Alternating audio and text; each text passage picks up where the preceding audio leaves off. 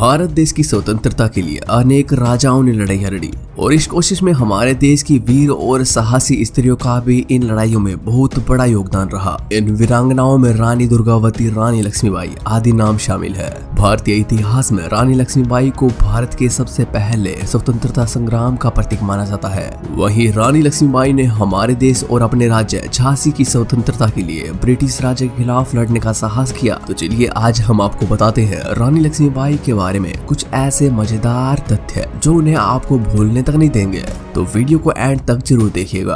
रानी लक्ष्मीबाई का जन्म 19 नवंबर 1828 को बनारस में हुआ था।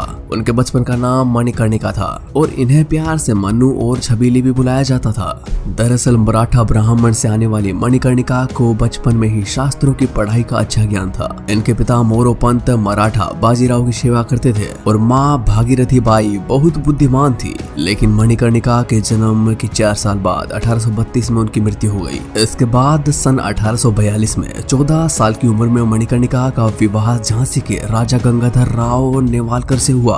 राजा गंगाधर राव झांसी के एक वीर और तेजस्वी मराठा थे। उनके कार्यकाल से पहले झांसी अंग्रेजों के तर्ज तले दबी हुई थी, लेकिन उनके सत्ता के आने के बाद ही कुछ साल में अंग्रेजों को बाहर कर दिया गया और इस वक्त में रानी मणिकर्णिका उनके साथ थी और उन्होंने एक बेटे को जन्म दिया जिसका नाम गंगाधर था। लेकिन वो सिर्फ 4 महीने ही जीवित रह सका। फिर राजा गंगाधर ने अपने चचेरे भाई का बच्चा गोद लिया और उसे दामोदर राव नाम दिया।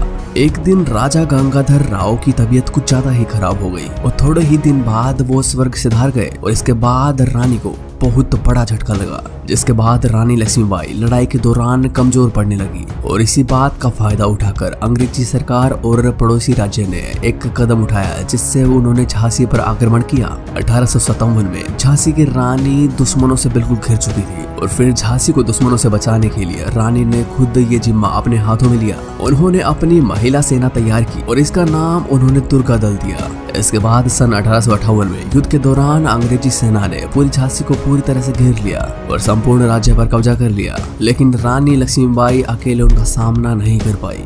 इसके बाद वो तात्या टोपे से मिली। रानी लक्ष्मीबाई ने तात्या टोपे के साथ मिलकर ग्वालियर के एक किले पर कब्जा किया, लेकिन 18 जून 1858 को अंग्रेजों से लड़ते हुए 23 साल की उम्र में ही रानी लक्ष्मीबाई की मृत्यु हो गई। जन्म की तरह ही रानी लक्ष्मीबाई की मृत्यु को भी लेकर अलग अलग मिथ माने जाते हैं। पहला मिथ है कि रानी को एक सैनिक ने पीछे से गोली मारी थी और इसके अलावा ये भी कहा जाता है एक सैनिक ने तलवार से रानी पर वार किया था और इसके बाद रानी घायल हो गई और उन्होंने अधमरी हालत में तात्या टोपे से कहा मेरा शरीर अंग्रेजों का हाथ नहीं लगना चाहिए और रानी का शरीर एक मंदिर में दफना दिया गया। वैसे आपको इनमें से कौन सी बात सच्चाई लगती है?